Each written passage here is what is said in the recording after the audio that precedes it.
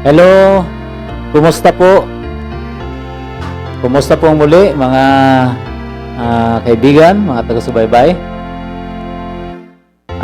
Muli, welcome po kayo dito sa atin pong pag-aaral, yung ating free online values formation lessons. At nawa ang bawat isang taga-subaybay ay nasa maayos na kalagayan sa mga oras na ito. Opo. At tayo po ay magpatuloy.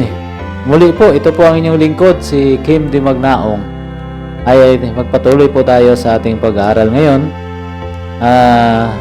Lesson 1, the fourth quarter, lesson 1 at ngayon po ay September 30, 2021. Okay? Last topic po natin sa lesson 1 at ang pamagat po nito ay pagtalikod at parusa. Okay? So, ihanda po natin ating mga sarili para sa pag-aaral. Tayo po ay manalangin. Mapagpala at mahabaging Diyos, sa oras po na ito, Panginoon, kami po ay muling lalapit sa inyo upang humiling ng patnubay at paggabay at pangunguna sa pag-aaral namin pong gagawin. Tulungan niyo po ang bawat isang nanonood. Ang iyo po nawang banal na Espiritu ang siyang manguna sa bawat isa upang magpaunawa at magpaintindi sa bawat isa. Salamat po sa pagdinig sa panalangin. Patawad po sa pagkasala sa pangalan ni Jesus. Amen. Okay. So,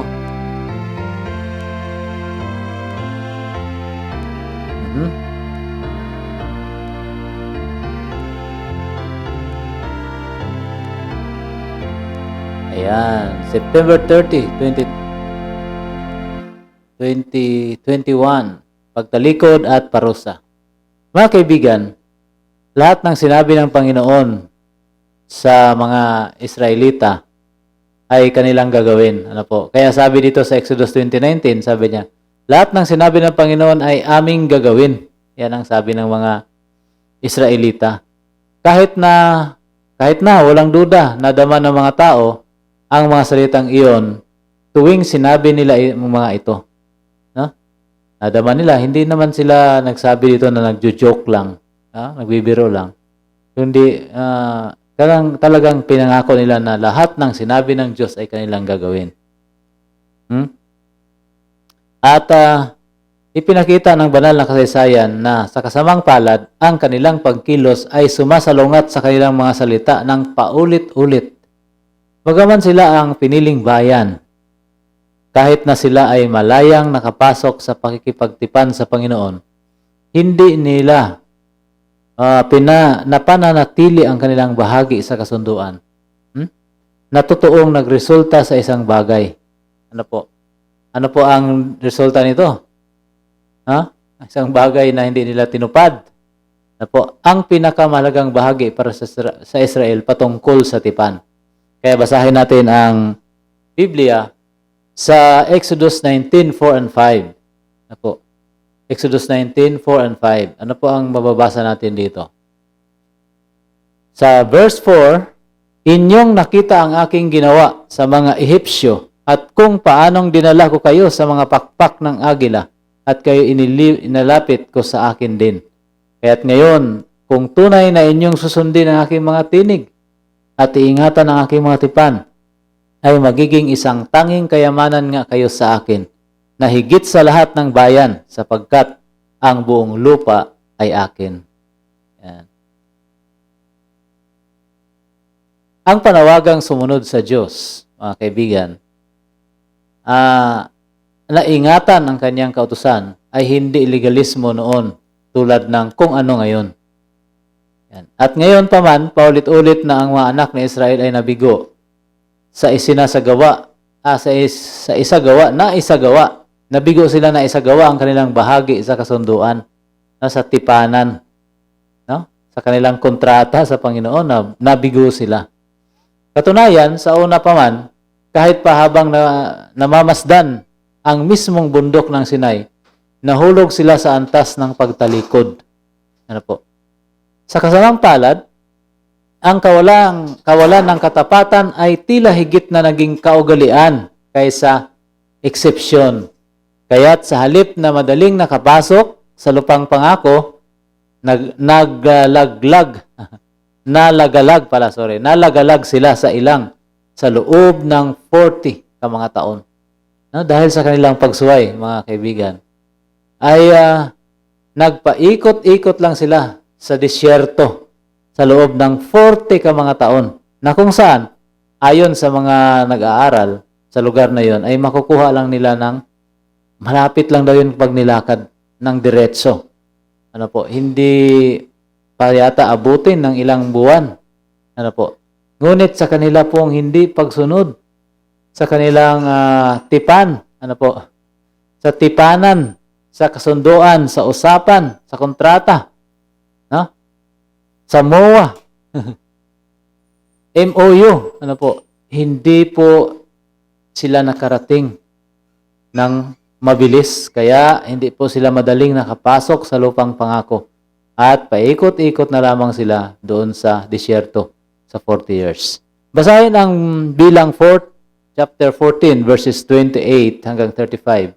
Ano ang parusa na ipinataw sa bansa dahil sa kanilang pagtanggi na magtiwala sa sinabi ng Panginoon na gawin nila? Bilang, aklat ng Bilang o Numbers 14:28 to 35. 14:28 to 35 ng Bilang.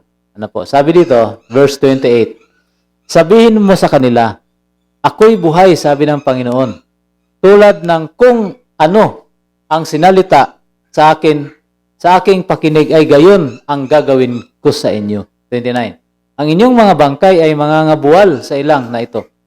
At yaong lahat ng bilang sa inyo ayon sa inyong kabuuan ng bilang mula sa 20 taong gulang na patanda na nag-upasala laban sa akin. 30. Ay tunay na hindi kayo papasok sa lupaing ipinagtaasan ko sa inyo, ko sa aking kamay. Pinagtaasan ko ng aking kamay na patatahanan ko sana sa inyo. Maliban si Caleb na anak ni Jepon at si Josue na anak ni Nun. 31. Ngunit ang inyong mga bata na inyong sinasabing magiging mga huli ay aking papasukin at kanilang makikilala ang lupain na inyong itinakwil. 32. Ngunit tungkol sa inyo, ang inyong mga bangkay ay mga bubuwal sa ilang na ito. 33. At ang inyong mga anak ay magiging gala sa ilang na 40 taon at kanilang tataglayin ang inyong pakikiapid hanggang sa ang inyong mga bangkay ay matutunaw sa ilang. Ayon sa bilang ng mga araw na inyong itiniktik sa lupain sa makatuwid bagay, 40 araw sa bawat araw na 1 taon ang inyong tataglayin ang inyong kasamaan na 40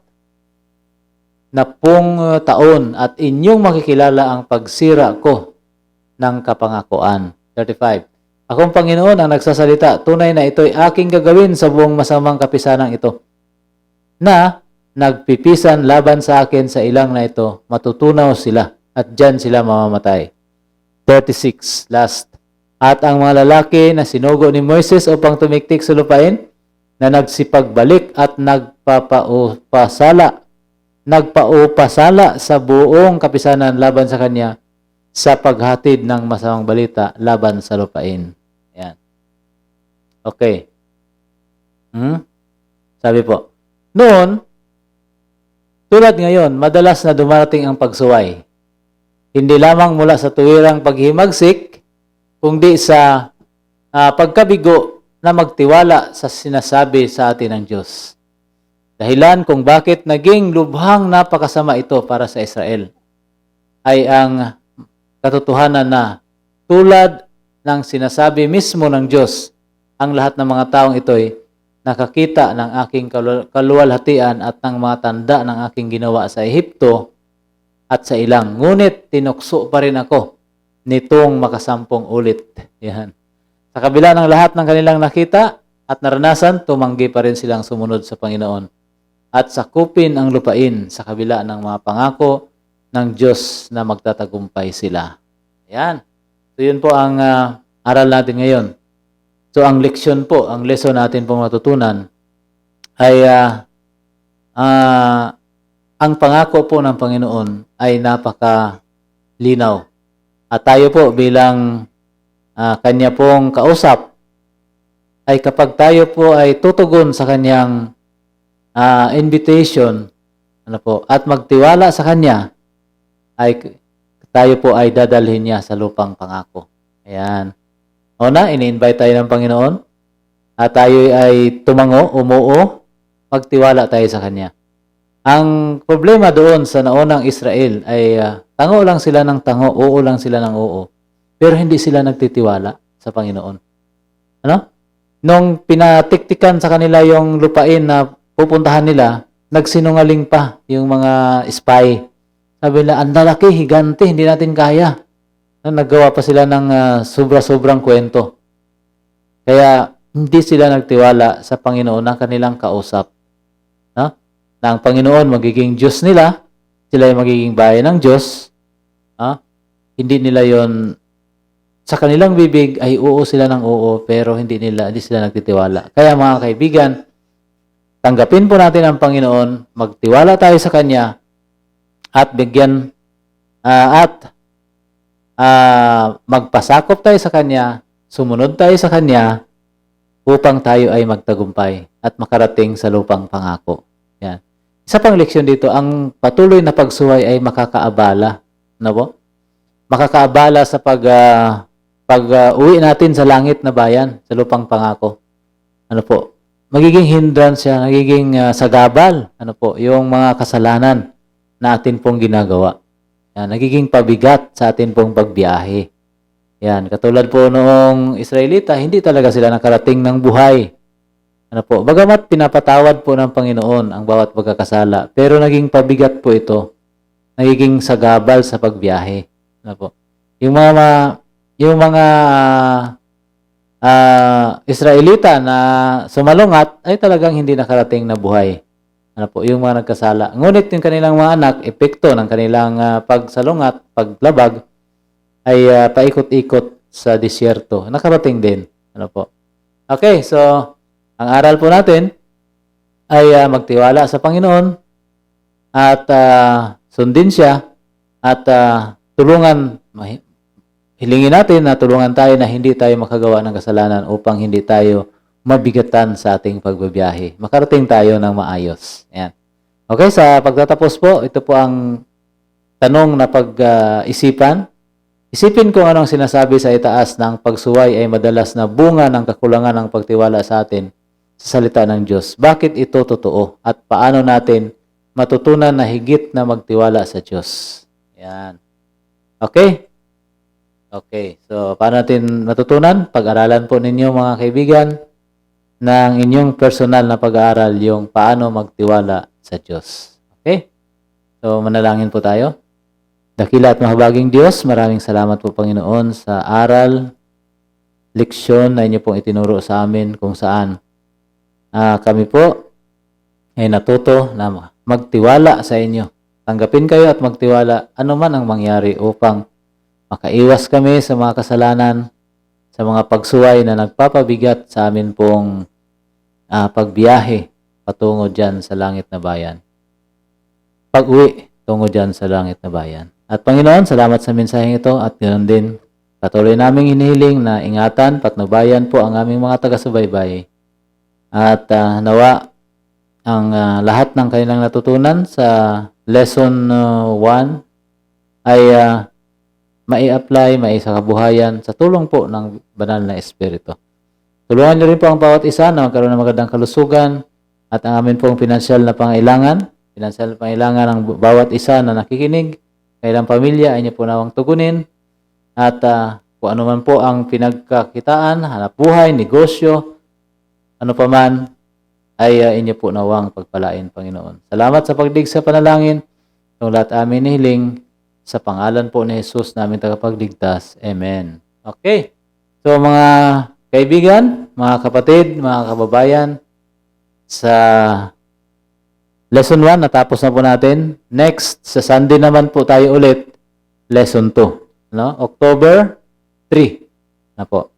Abangan po ninyo at nawa ma-share po ninyo. At huwag pong kalimutan, kung hindi pa po kayo nakasubscribe sa ating YouTube channel, pakisubscribe po ang 3 Angels Community Services na nagbibigay ng Values Formation Lessons. Yan. Pakisubscribe, pakiclick po ang notification bell at pakishare. Maraming salamat po. God bless. Ingat po kayo. Bye-bye.